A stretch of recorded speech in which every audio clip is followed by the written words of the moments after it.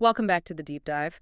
Today, we're doing something a bit different. We're diving deep into a really structured, kind of analytical look at, well, the mechanics of spiritual power. That's right. We're working from this dense theological outline. It's titled Great Possibilities of Faith. Exactly.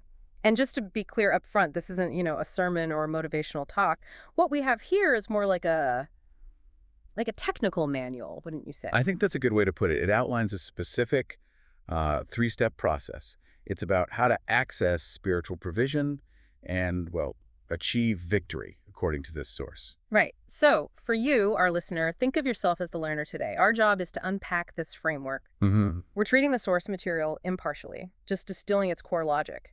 We want to understand the principles it lays out for what it calls spiritual access and power. Basically, how does this machine work according to the text? And it seems like the whole system, this whole idea of possibility, it really hinges on one core concept, one principle that dictates everything else. It really does. The source material sets up this central governing principle. It takes it straight from Matthew 9.29. Okay. And it says the principle God always acts on, like the constant in the equation is the individual's level of faith. It sums it up with that quote, "According to your faith be it unto you." Wow. Okay, that's a pretty bold statement because it puts all the emphasis really on the person's own expectation, doesn't it? Entirely. It suggests the outcome isn't limited by the circumstances or even, your past track record. It's limited by what you believe is possible. And then you look at Mark 9.23, and the promise there reinforces it. All things are possible to him that believeth. So this framework, essentially it's saying if you apply faith correctly within this process. And then you get radical change. Yeah, tangible change. Yeah. Walls crumbling, mountains moving, sickness dissolving, things like that. It takes what seems impossible and just recategorizes it as a challenge for your belief, your expectation. Okay, so if the foundation belief dictates the scope, how does the process actually kick off? Let's get into that first mechanism. Right. Mechanism 1, the source calls it, asking in prayer as a child. It starts with 3 actions linked together: asking, seeking, and knocking. That's from Matthew 7. Asking, seeking, knocking. And it's not just a casual request. It's presented as a very structured way to sort of gain access. We often think of prayer as just, asking for stuff. But the source here seems to stress that how you ask is critical. There's a condition. Yes, a very specific condition. That's key. The asking has to be done without any doubt or unbelief.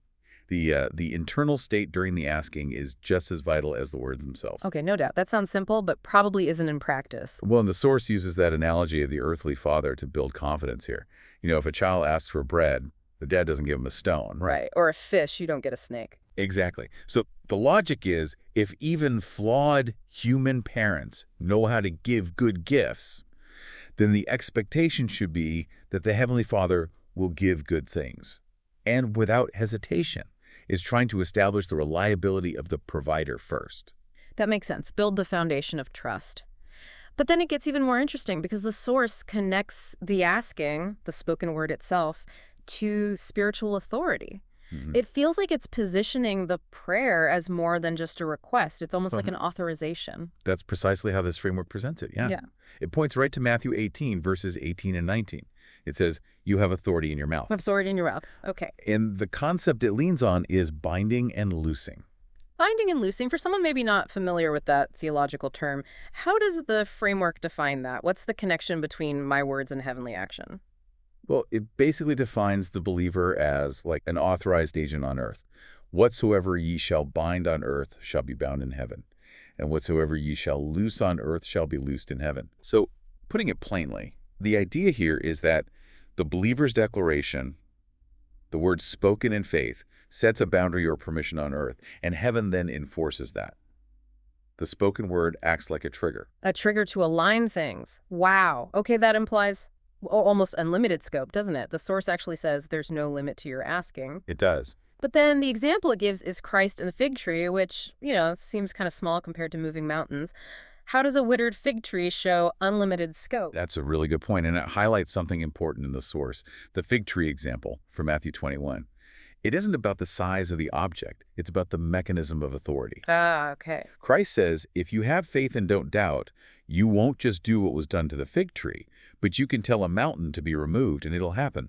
So the fig tree is the demonstration of The principle, the power of the command, not the limit. So the power works the same whether it's a tree or a mountain. The variable is the faith, not the obstacle. Exactly. The scale is irrelevant if the principle is sound. And just to hammer that home, the source brings in Ephesians 3:20, which says that God is able to do exceeding abundantly above all that we ask or think. So the potential is always beyond even our current ability to ask or imagine once we engage this process correctly. Right. Okay, so that sets the stage. You've asked correctly, without doubt, understanding your authority, but asking is just step one. The source suggests the next step is about actually receiving it, moving into possession. Yes, exactly. You move from requesting to possessing. And that brings us to mechanism number 2, appropriating the provision with confidence. Appropriating. What does that mean in this context? Is it just believing the answer is coming or something more active? It's definitely presented as more active. It's a shift in mindset from petitioner to heir. You stop asking for it and start claiming what the source says is already legally yours. Okay, claiming it. How does that work? The best illustration the source gives is that parable of the older son. Remember, in Luke 15, the father tells him, "Son, thou art ever with me, and all that I have is thine." Yeah, I remember. The son was complaining about the party for the younger brother? Right. And the father's point, as interpreted here, is that the older son already had access to everything, the cattle, the robe, the ring, all that I have is thine. But the critique is, he never took it. Wow, so the provision was there, the access was there. He just didn't act like it was his. He didn't appropriate it. That's the core idea for this section. The Father has given us all things according to the source. Appropriation means recognizing that inheritance exists now and actively stretching out the hand of faith and receiving them. It's a mental shift, a spiritual shift, moving from scarcity thinking to inherent wealth thinking. And we see this claiming in action in that story of the Syrophoenician woman, right, in Mark 7. Absolutely. That's a powerful example used here. She comes asking for healing for her daughter. Jesus initially says the provision, the healing is like the children's bread. Implying it wasn't really for her, as she wasn't Jewish. Right, but she doesn't argue about her worthiness. She just says essentially, okay, but even the dogs get the crumbs that fall from the children's table. She recognized that even the crumbs were part of the children's provision, and by implication, available. Exactly. She recognized her right, even to the leftovers, you could say.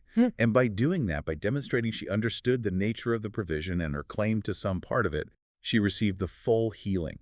She knew what belonged under that roof, even if it was just the scraps. Okay, this is clicking, but then it adds another layer.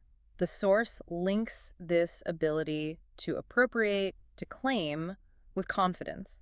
And that confidence is tied to obedience. Yes, specifically 1 John 3, verses 21 and 22. It says, if our heart doesn't condemn us, then we have confidence toward God.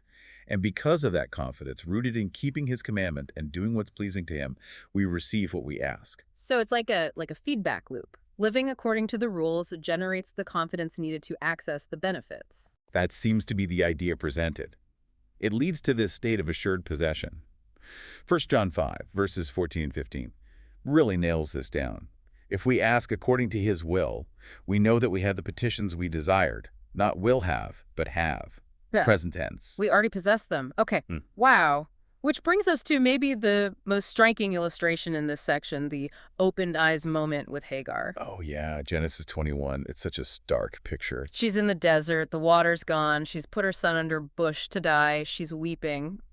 Complete despair. Total despair. And then the text says, God opened her eyes and she saw a well of water. The well was there the whole time. Presumably, yes. Physically present. Maybe just steps away. But she couldn't see it through her despair. So the insight there is the provision might actually be right in front of us, but if our eyes aren't open to it... You stay in despondency. You stay thirsty, crying for water when the well is right there.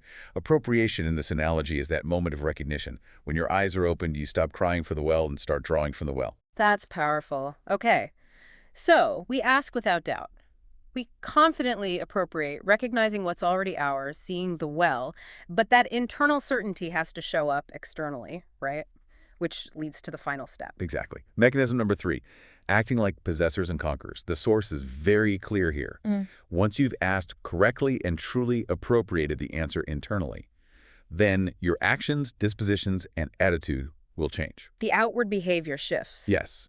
The action itself becomes the evidence. It shows you have appropriated the blessings. And the classic example here is Hannah, 1 Samuel 1. Before, She's defined by sorrow. Weeping, bitterness of soul, can't eat, praying out of desperation, really. Yeah, praying as a beggar, not a possessor, as you said earlier. Right.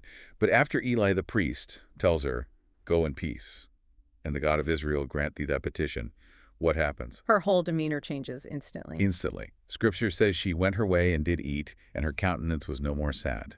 She didn't wait for pregnancy confirmation. She acted on the word that her petition was granted. So the act of eating, of putting away sadness, that was her acting like a possessor. That was her acting out the certainty of the answer, treating the declaration as if it were already a completed fact. That shift in behavior was the proof of her faith, according to this model. Okay. Actions change. What about the words we use? Does our language have to change too? Oh, absolutely. Language is crucial in this final phase. Look at the Shunammite woman in 2 Kings 4. The story where her son dies. Yes. Her son dies in her lap. She lays him on the prophet's bed, tells her husband everything's fine, and rides off to find Elisha. And when people ask her how things are, en route, She keeps saying, "It is well." "It shall be well," and "it is well," repeatedly, even though in that moment her son is dead. That seems completely counterintuitive, like denial. From a purely natural perspective, yes. Yep. But within this framework, that's presented as her ultimate act of faith. It's the necessary language of a possessor. So she wasn't speaking about the current temporary reality, the death. She was speaking about the ultimate claimed reality, the life or the solution. Exactly. The source suggests she was speaking the language of the answer she had already appropriated in her spirit, despite the contradictory evidence. That's the test, isn't it? What language are you speaking? The language of the problem, or the language of the already possessed solution? That's demanding. It puts a huge amount of responsibility on maintaining that posture, that language, that action. It really does. It frames the whole thing as a conquest, not a passive wait. And the source wraps this up with these declarations of victory. Believers are called to possess their possessions, from Obadiah 1:17. Possess what's already yours. Right. And that through Christ, they are more than conquerors, according to Romans 8:37. The underlying assertion is, the problem is temporary, the answer is permanent, so start acting like the permanent reality is already here. Okay. So let's try and summarize this whole framework for the listener. For you, the learner, we've unpacked this 3-step process from the source material. First, you have to ask, but ask correctly like a child, without doubt, understanding the authority in your words. Step 1. Then step 2, confidently appropriate. Recognize what the source says is already yours. See the well that's already there. Claim your inheritance. And finally, step 3, act and speak like you already have it, like a possessor, like a conqueror. Let your actions, your attitude, even your sadness or lack thereof, reflect the certainty of the answer, not the temporary circumstance. And the source presents this sequence: ask, appropriate, act as the blueprint. The way to achieve victory, whether that's in ministry, life challenges, even academics or career, according to its own summary. It's offered as a practical guide to tapping into these great possibilities of faith. So as we close out this deep dive, let's leave you with a thought to chew on, circling back to that older son. Remember, son, thou art ever with me, and all that I have is thine.